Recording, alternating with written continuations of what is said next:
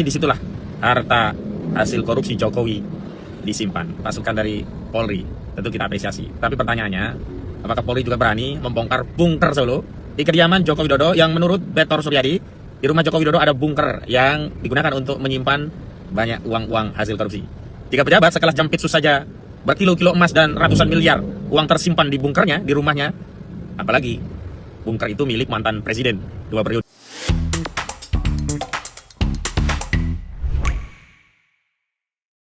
Halo pemirsa Cokro TV, jumpa lagi dengan saya Ahmad Sahal. Saya kembali melanjutkan obrolan bersama Pak C. Suhadi. Pak, selamat datang ke Cokro lagi Pak. Selamat datang. Pak, ini kan Pak Suhadi ini kan advokat dan pengacara lah yang paham betul tentang bagaimana sih advokat itu bekerja dan bagaimana sebenarnya advokat itu kayak gimana sih kaitannya dengan kliennya gitu ya Pak. Betul. Nah ini ada yang menarik Pak. Jadi kan seperti yang kita baca di berita, Khozinuddin itu sudah resmi dipecat oleh Roy Suryo sebagai pengacaranya gitu ya, sebagai tim udah nggak masuk dalam tim kuasa hukumnya dengan alasan bahwa Khozinuddin itu nggak pernah datang ke persidangan, nggak menyetujui pra peradilan, nggak menyetujui eksepsi, dia pengennya gempur Jokowi gitulah. Dan menurut Khozinuddin, Roy Suryo dan tim kuasa hukumnya yang di bawah Refli Harun itu pakai pendekatan mediasi. Menurut Khozinuddin nggak boleh itu mediasi terhadap kebatilan gitu. Jadi dia menempatkan Pak Jokowi ini adalah simbol kebatilan. Khozinuddin itulah simbol al-haq gitu, kebenaran. Nggak boleh kompromi gitu. Itu. Nah, tapi kan faktanya sekarang dia sudah dipecat gitu kan. Dan alasannya Roy Suryo menarik, dia bilang kalau mau berjuang jangan memenggal kepala orang lain katanya. Iya. Kalau mau pengen siap di penjara, katakan dong, penjarakan saya. Jangan penjarakan klien saya, gitu. Nah, terus hal lain juga yang membuat Khozinuddin marah, Pak. Refli Harun tuh nyebut dia tuh Udin. Manggil dia Udin. Dipanggil Udin, tersinggung dia. Katanya dianggap merendahkan. Gitu. Oke, silakan Pak. Gimana melihat ini, Pak? Ya. Jadi tempo hari pernah kita bahas ya, Yeah. berkaitan dengan surat kuasa. Karena kan kalau nggak salah Khozinuddin itu bilang, saya ini udah jadi pengacaranya Roy Suryo. Betul. Karena udah ada surat kuasa. Ya. Tapi kan kemudian saya bantah. Ya. Karena kenapa? Saya kok nggak melihat di segmen-segmen tertentu. Misalnya sidangnya TIPA tidak hadir, peradilan dia tidak hadir. Ya. Ya. Makanya saya juga beranggapan barangkali surat kuasa itu bisa dicabut. Gitu. Karena kan tidak harus tanda tangan kuasa terus kemudian kuasa itu menjadi bagian daripada pergerakan pembelaan hukum, bukan ya. Bisa aja itu mungkin ya pada saat itu dalam keadaan-keadaan tertentu saja gitu. Sifat daripada surat kuasa itu nanti berlaku manakala didaftarkan. Jadi clear ya dalam persoalan ini. Dia sekarang sudah resmi dicabut. Resmi dicabut berarti memang dia bukan pengacaranya lagi. Nah, berkaitan dengan menyangkut masalah ya bagaimana dia menyikapin kasus ini. Kalau dari dulu saya udah lihat, sebetulnya kan yang namanya pengacara itu kan harusnya punya etika. Nggak usah dong teriak-teriak ya kan, Pak Jokowi begini dan lain sebagainya, kan nggak boleh menyerang yang namanya pengacara itu. Punya tatanan sopan santun dalam berbicara gitu. Nah, terkait menyangkut masalah kemudian dikatakan dia sudah tidak lagi menjadi pengacara, kemudian dia kecewa di dalam persoalan ini, ya itu juga nggak bisa disalahkan. Siapa yang bisa disalahkan? Karena sifat surat kuasa itu, ya itu tidak menjadi ruang tertutup. Begitu klien nggak merasa puas, bisa saja kuasa itu ditinggalin, pengacara itu ditinggalin, diganti dengan yang itu biasa aja itu biasa aja. Okay. Jadi nggak ada yang aneh dalam kasus ini gitu kan. Nah, terkait menyangkut masalah kemudian Roy sudah menjelaskan juga bahwa terbukti juga dia tidak ikut dalam persidangan di kasusnya TIPA, di kasusnya peradilan. Itu memang indikasinya sudah sangat kuat bahwa Khozinuddin itu sudah tidak dipakai gitu. Karena kan udah nggak sejalan kan. Roy mintanya diprapit. Dia nggak mau mengajukan prapit, nggak mau eksepsi, dia maunya langsung ke pokok perkara. Loh, tahapan-tahapan ini kan memang kewenangannya ada di tangan pengacara gitu loh. Manakala ini menjadi kontraproduktif apa yang diminta, berarti udah nggak sejalan lagi antara klien dengan pengacaranya. Kalau memang sudah seperti itu, ya wajar kalau memang itu ada pencabutan atau kemudian dianggap sudah bukan menjadi bagian dari tim hukumnya lagi gitu kan. Ya karena seperti itu tadi ya. Ini udah nggak sejalan. Orang mau profit nggak mau, eksepsi nggak boleh dan lain sebagainya. Loh, sekarang yang kita tanyakan yang punya kepentingan siapa? Yang punya kepentingan kan klien di dalam persoalan ini. Klien itu siapa? Ya Tipa. Ya Roy Suryo itu klien dia kok. Ya. Kalau memang ada perbedaan dan lain sebagainya, mau tidak mau apa yang diminta oleh klien sepanjang hukum acaranya itu mengatur, ya nggak boleh dihindari. Ya, seperti profit diatur dalam KUHP kok. Ya kan? Itu hak daripada tersangka. Eksepsi diatur dalam KUHP, itu kewenangan daripada hak daripada terdakwa untuk mengajukan keberatan atas dakwaan. Loh, tahapan-tahapan ini aja dia nggak mau jalanin, terus peran dia sebagai apa gitu? Tugas pengacara itu kan harusnya membuat agar kliennya itu bebas atau setidaknya dikurangi hukumannya. Kan disitulah disebut pengacara si kuasa hukum ini sukses gitu ya. Kesuksesannya itu diukur kalau ada keberhasilan. Keberhasilan bisa membebaskan atau mengurangi hukuman. Nah, menurut Roy Suryo, Khozinuddin itu punya agenda sendiri. Dia tadi itu yang tujuannya itu memang betul-betul perang melawan Jokowi gitu. Terus yang dikorbankan kliennya, bukannya dia gitu kan. Iya. Ini kan juga memang penafsiran yang salah. Karena sebetulnya juga, tadi saya mau luruskan. Sebetulnya nggak boleh pengacara itu menjanjikan sesuatu itu nggak boleh. Misalnya, nanti saya kurangin hukumannya, ya, saya bebasin kamu, itu nggak boleh. Karena wilayah kerja pengacara itu bukan di situ. Pembelaan hukum berkaitan dengan hak-haknya. Kalau dilanggar, itulah peran daripada pengacara. Kalau memang ada kesalahan dari prosedur-prosedur yang dilalui, itulah tugas dari pengacara untuk meluruskan. Supaya ini berjalan on the track sesuai dengan hukum yang berlaku. Hukum acara yang berlaku. Jadi nggak bisa juga menjanjikan, nanti mengurangi hukuman dan lain sebagainya. Nggak bisa seperti itu. Cuman kalau Roy yang mengatakan seperti itu wajar. Dan dia juga wajar sakit hati dong. Kan tadi ada beberapa permintaan, kemudian juga nggak diturutin. Ini kan menjadi bertolak belakang antara kemauan klien dengan kemauan pengacara. Sekali lagi yang jadi tersangka, jadi terdakwa itu siapa? Roy Suryo dalam kasus ini. Nah, terus kaitan dengan masalah itu, kalau yang namanya berjuang, ya benar yang dikatakan Roy, nggak boleh dong dia hanya mengorbankan kliennya sementara dia mementingkan untuk kepentingan dirinya. Ini nggak boleh seperti ini. Karena tugasnya seorang lawyer itu adalah bagaimana memberikan pendapat-pendapat hukum, ya kan, berkaitan dengan nanti kamu akan begini, kamu nanti akan begini dan lain sebagainya.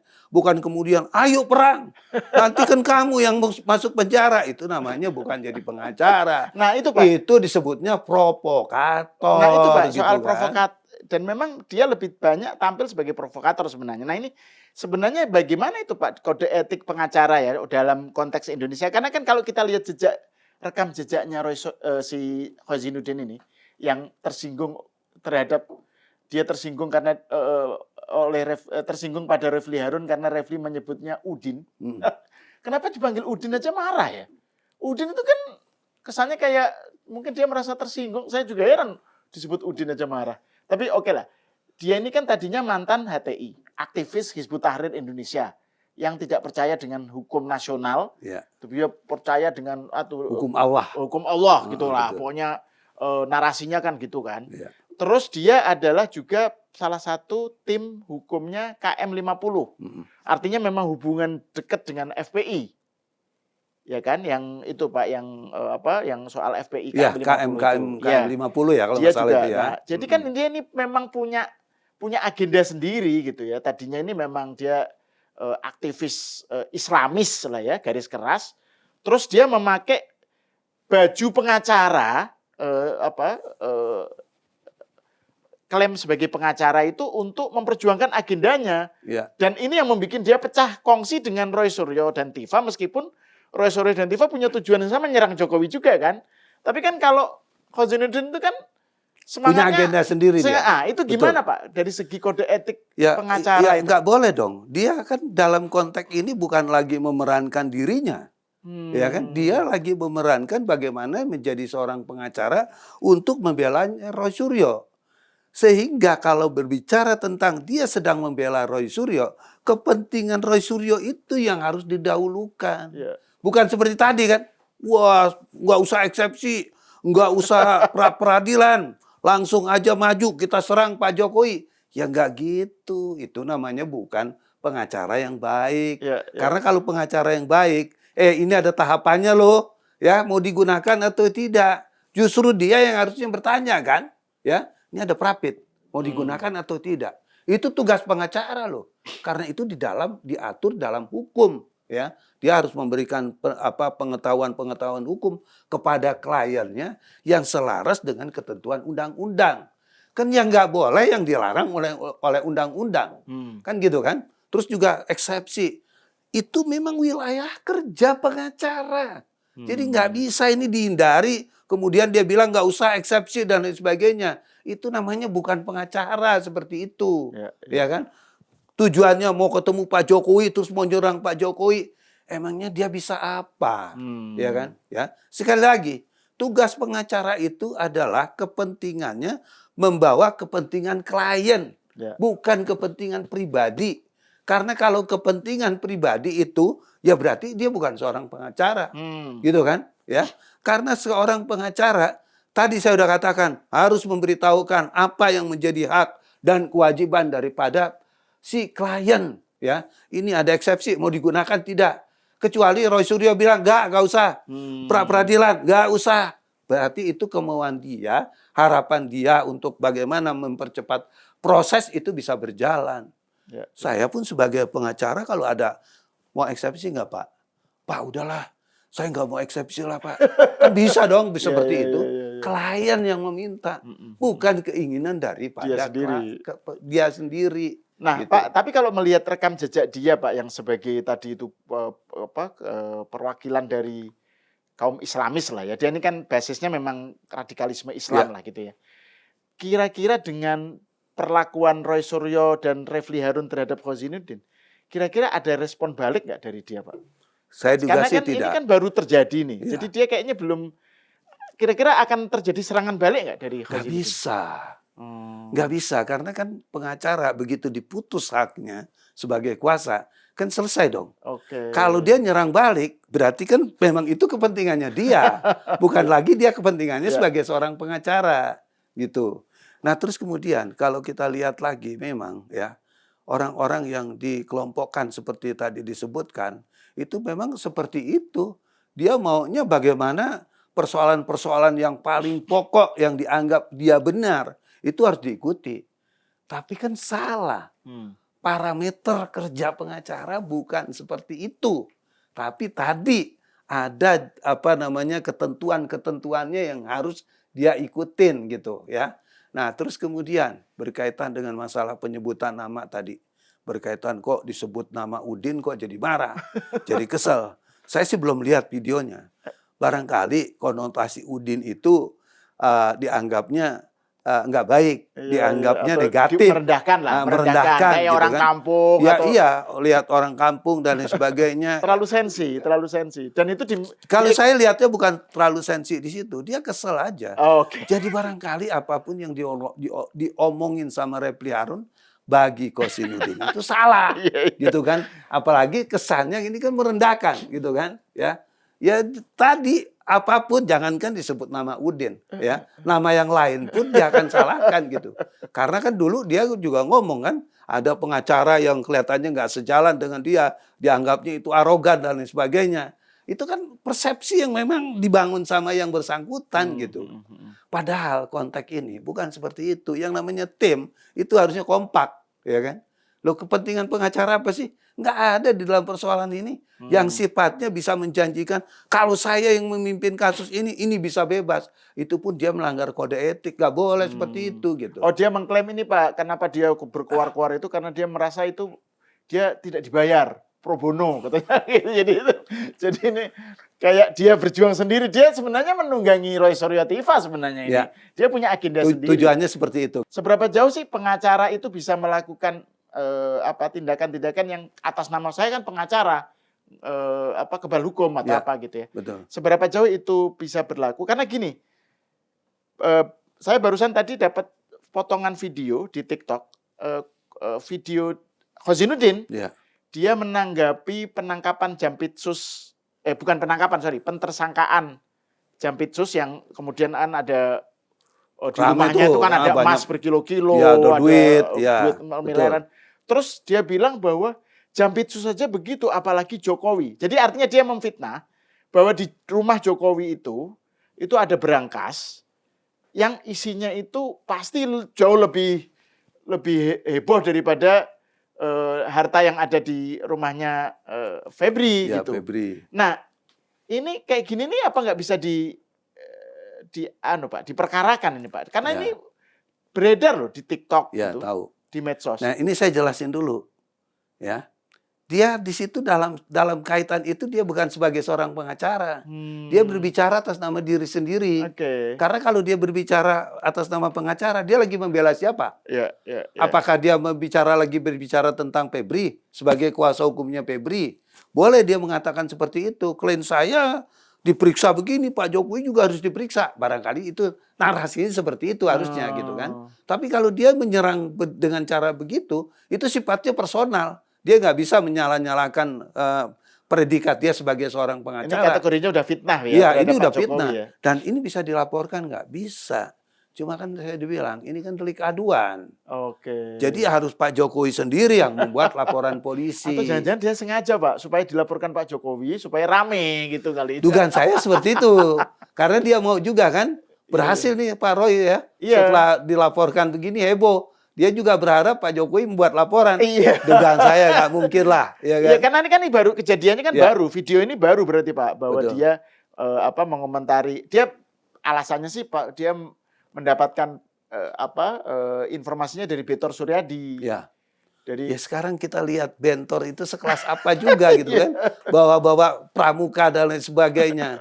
Terus kemudian ujung-ujungnya meres Pak Paiman kan. Iya, betul. Kan ini sesuatu yang ambigu menurut saya kan. Kenapa orang-orang seperti itu jadi ukuran? Yaitu tadi ada mindset yang bisa dimainkan. Ada tujuan yang bisa dimainkan.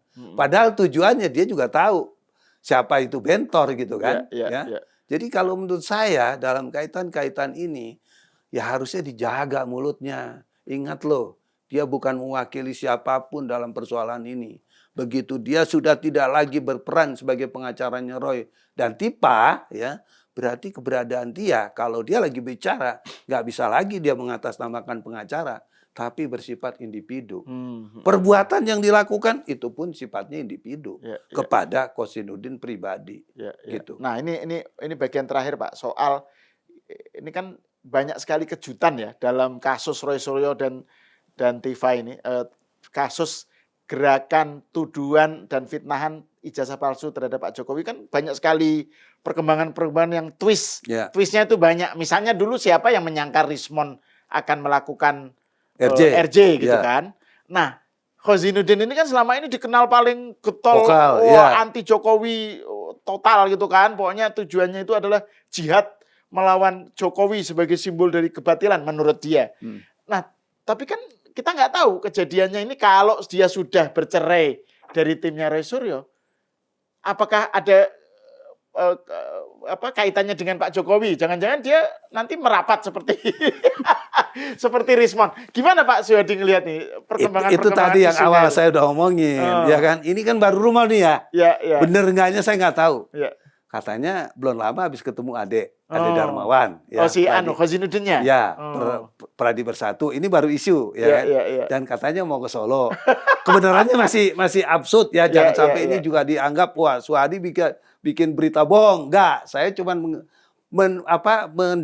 mendengar aja, baru mendengar aja. Ya, Nah, ya. kalau memang seperti itu, ya bagi saya sah-sah saja. Orang dia bukan lagi pengacaranya Roy Suryo kok. Kalau dia masih jadi pengacaranya Roy, tiba ya dia ke tempat Pak Jokowi tujuan untuk kepentingan pribadi, itu layak dicurigai. Kalau sekarang bebas-bebas aja kalau memang itu mau dilakukan. Ya, ya, Pak Jokowi memaafkan, dugaan saya memaafkan. Hmm. Karena Pak Jokowi itu orang yang sangat legowo melihat persoalan gitu kan. Jadi nggak mungkin ada dendam dan lain sebagainya. Ya. Tapi sekali lagi ini baru rumor. Ya, Itu. Dan kita kan juga nggak menafikan bahwa rumor-rumor yang kelihatannya kalau dilihat dari ukuran sekarang itu kelihatannya gila gitu ya. Iya. Nggak mungkin, nggak masuk akal. Bisa kejadian, Ya, gitu bisa. kan? Loh kalau untuk Kosinudin mah sangat bisa sekali kejadian ini gitu kan. Iya. Karena nggak ada kepentingan apapun bagi dia sekarang adalah pribadi Kosinudin, Oke, bukan oke. pengacara. Ya, Gitu. ya. Kita lihat lah. Pokoknya ini intinya pertarungan dan Cuma kalau nanti dramanya masih seru ya, lah gitu. cuma kalau nanti ke Solo, tentunya permainan semakin seru. Seru, ya. Ya kan, karena borok yang kemarin belum kelihatan, nanti mungkin akan ditemukan lagi. Oke, ya udah kita lihat aja nanti. Ya. Ini masih dramanya masih panjang. Oke, terima kasih Pak Suhadi. Pemirsa sampai di sini dulu. Terima kasih. Kita berjumpa lagi di episode selanjutnya.